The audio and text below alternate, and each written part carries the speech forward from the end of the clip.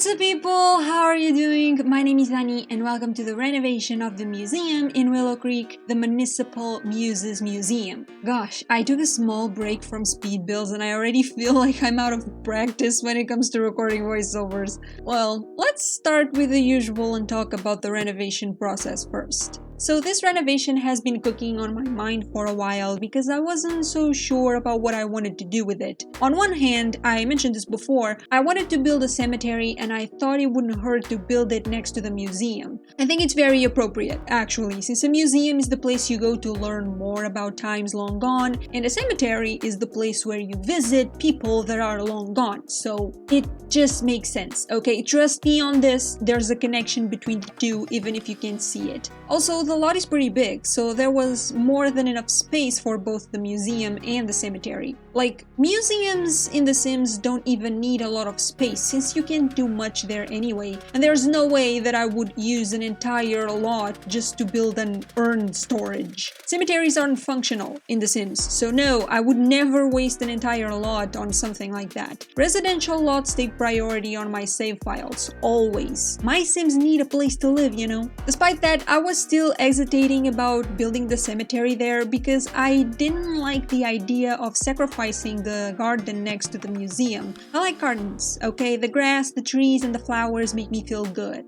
I can't explain it. Of course, I could keep the garden exactly as it was. I could just drop a couple graves here and there and call it a cemetery, but that just felt wrong. It felt like the laziest way out of the problem, and I am lazy, I don't deny it, but that doesn't mean I like it. I acknowledge the problem, but I'm not proud of it, okay? Quite the opposite, actually. I'm trying the best I can to fix it, so sometimes I have to refuse the easy answer. Especially when I know that I have the means to get the results I want, all I need to achieve it is a little time and patience. Anyway, all of this just to say that the garden is gone. I mean, mostly gone, because now there's a cemetery there. But let's talk about the museum first, shall we? As usual, I started by making the place smaller. I said it before and I will say it again. There's really no need for big museums in The Sims. You only need a couple paintings and sculptures, an easel, a piano, and boom, it's functional. I didn't even need to keep the 2 stories. I could just delete the 2nd floor and make the museum on the 1st floor. But since I like when community lots can serve more than one purpose, I decided to use the 1st floor to build a little coffee house. I don't remember any of the museums I visited before having a coffee house, but I thought it was cute.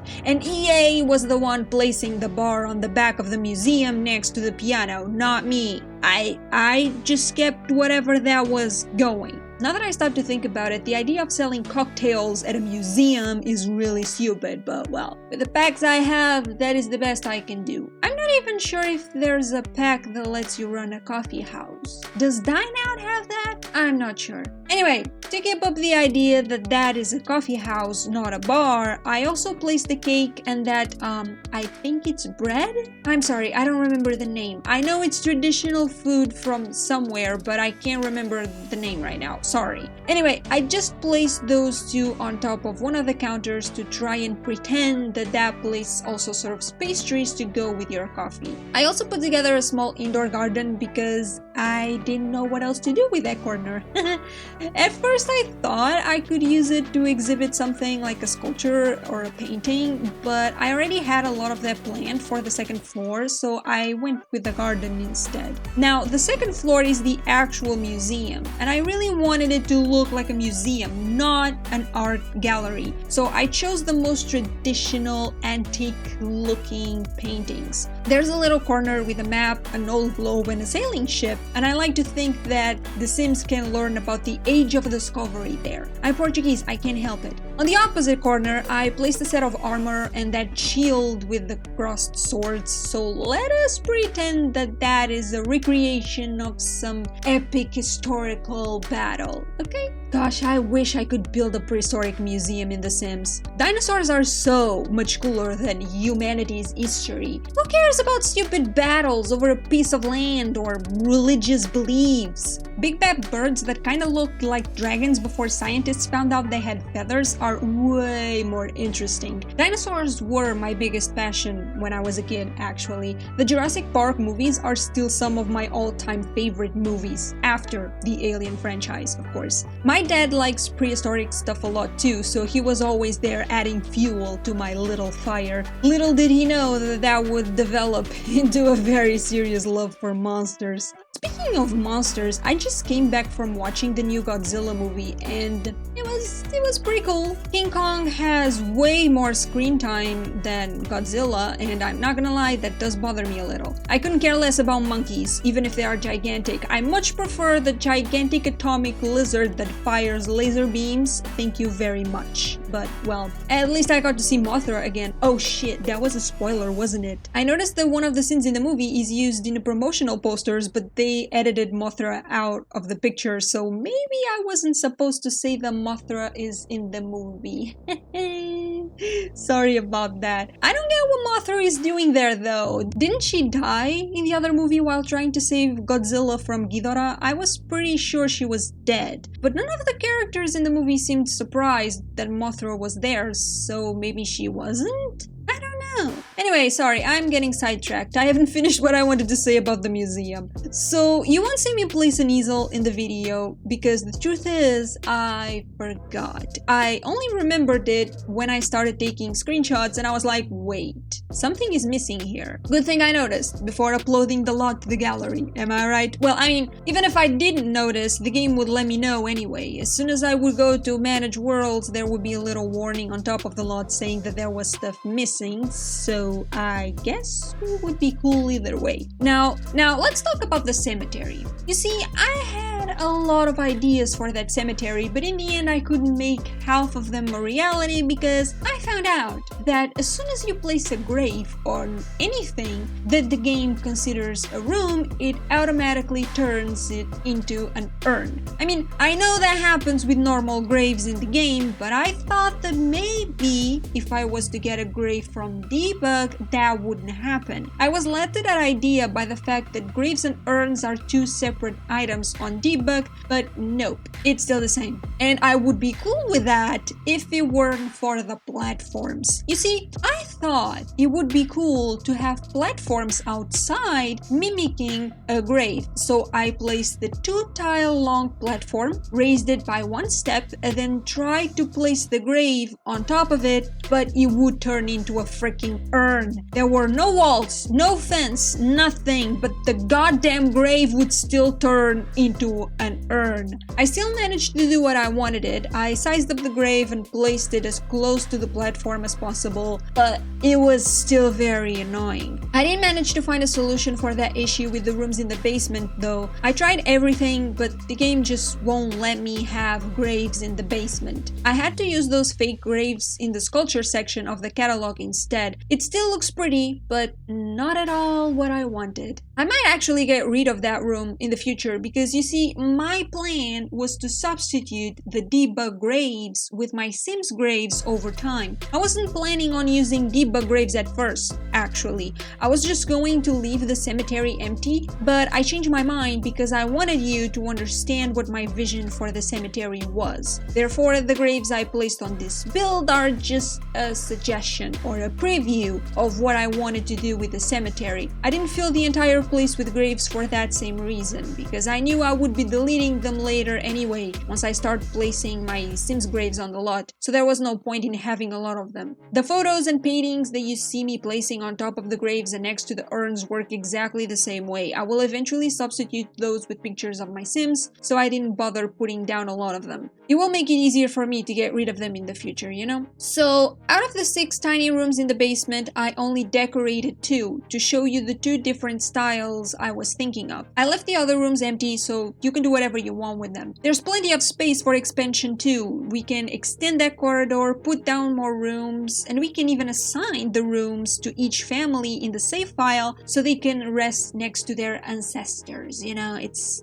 pretty cool. I mean, I think. By the way, can any of you tell me what those rooms are called in English? I'm pretty sure they have a name. I tried to research it before doing the voiceover, but I couldn't find it. The translator kept calling them graves or tombs, even vaults, but like, a tomb is different, isn't it? A tomb is way bigger and fancier than that. This is just a small room. Well, I mean, I guess you can consider this the modern version of a tomb, so maybe using the same name wouldn't be that weird. We have a name for those modern tombs in Portuguese though, so I was assuming there must be a name for them in English too. I don't know. Let me know if you do. I would really appreciate that. I'm very curious now. Anyway, moving on. Oh wait, I want to explain one more thing about the rooms in the basement. Since I used the tool mod to make the shelves bigger, you will also need that same mod to replicate what I did in case you decide to expand the area. However, if you don't use the mod and you don't want to download it just for that, another solution is to copy-paste the rooms with the shelves. You can keep one room empty for that purpose. You can even save it in your library, so you will always have the base of the room available. You can copy-paste the rooms that are already decorated too, but then you will be copying all the decorations and all the changes with it, so it might complicate things. Now, I think the last thing I want to talk about is the room upstairs. I probably should have talked about that one first, but I went straight for the basement.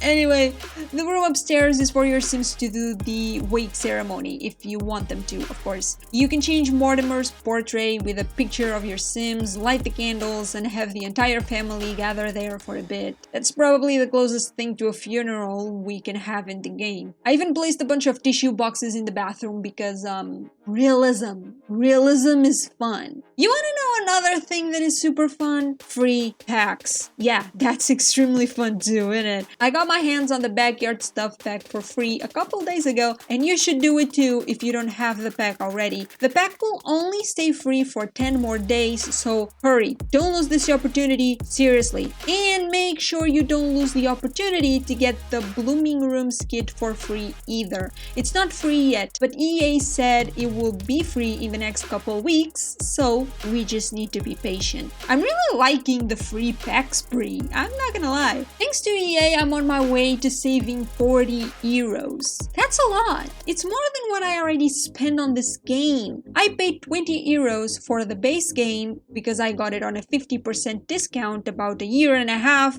before the game turned free to play. I was really pissed about that, I'm not gonna lie. And then I spent 15 euros to get the Cats and Dogs expansion at a 60% discount. So I've only spent 35 euros on the game so far. And I say only because it's a very small amount compared to what other people have spent. But in reality, 35 euros is already a lot of money, especially for people as poor as me. I like to think that my channel is for the poor people who struggle to get new packs, you know? Like, if you are as broke as me, come and watch my videos. I will let you know every time something goes free, and I might even give you a couple of ideas on how to make the game more interesting if you only have a handful of packs. Or on how to make the game interesting again, because once you try everything a new pack has to offer, well, things get kinda boring. Anyway, let's move on. I don't want to start roasting the game when EA is about to give us a kit for free. That wouldn't be fair. I don't want to sound ungrateful, okay? So please EA, keep it coming. I love you sometimes. Well, I don't have a lot of time left, so I'm not sure about what I can talk about. Actually, hold on. I talked about the Godzilla movie, and I even mentioned the Jurassic Park movies and the Alien movies, but I forgot to mention that the teaser trailer for the new Alien movie, Alien Romulus, is out, and I'm so freaking excited about it. I didn't think I would be this excited about the new movie because when they started the promotions, they were like, oh, it's about a group of young space colonizers that... Stop right there. Pointing out in the synopsis that the characters are young is not a good sign. That usually means the producers are targeting a younger audience, and I'm not a huge fan of the stuff made for the younger generations, you know? I'm a very old-fashioned person. There's a reason why all of my favorite movies are older than me, okay? So I was getting ready to skip this one when the teaser came out. And like a good Alien fan and overly curious person, I had to go and watch it. And it was so good. They mix the Prometheus soundtrack with Alien Isolation visuals and perfection. Don't watch it though. If you are already opening a new tab to search the teaser trying to figure out what I'm talking about, stop. Stop right now. Close that tab and come back to the speed build because Alien isn't for the faint of heart or stomach. If you don't like horror movies, don't watch it. I don't want to be responsible for someone else's trauma. I probably should just stop talking about the Alien movies here on the channel.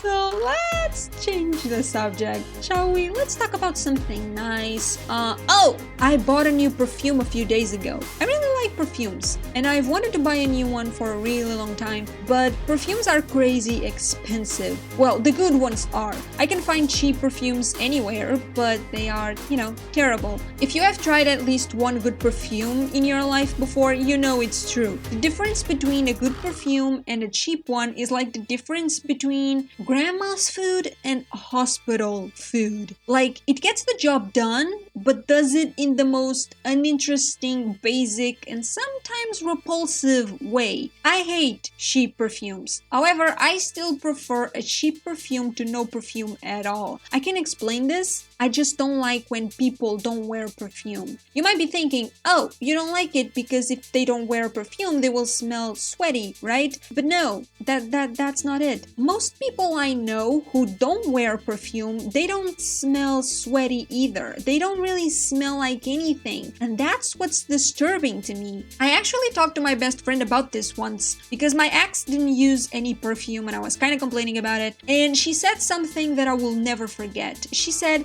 if he doesn't wear perfume, how does he expect people to remember him? And that was when I realized how much of my memory is based on scents. Like, she's right. She's absolutely right. I always felt that my ex's presence was very faint compared to the presence of other people, but I never figured out why until she said that. It turns out it's because he has no scent. And I mean, he has no scent at all. He's the only person I know who smells like absolutely nothing. Even the other people I know that don't wear perfume have a very faint scent. They smell like raw meat. I kid you not, those people smell like raw meat to me and it makes me kinda sick, I'm not gonna lie. But my ex, not even that. The only times I detected any smell coming from him was during the hottest days of summer when even he couldn't help but sweat a little and I could feel the smell of his sweat. My ex doesn't usually sweat either, believe it or not. We dated for 8 full years and I could count on my fingers the number of times I caught him sweating. It's so weird. Or maybe I'm the weird one, who knows? I'm still trying to figure out if this thing with smells is just me and my best friend. Because my best friend is autistic, by the way, so sometimes she has these unique views on certain subjects that don't make sense for neurotypical people. But I relate to so many of them that sometimes I wonder if I'm autistic too. So yeah, I don't know if this relationship we have with scents is a neurodivergent people thing or an everyone thing, but most people haven't realized it yet. But I will try to find out about that later. For now, I will be on my way. Thank you so much for watching. If you enjoyed this video, don't forget to hit the like button, comment, and subscribe because I'll be back in a couple days and you don't want to miss a thing. Trust me. See you then.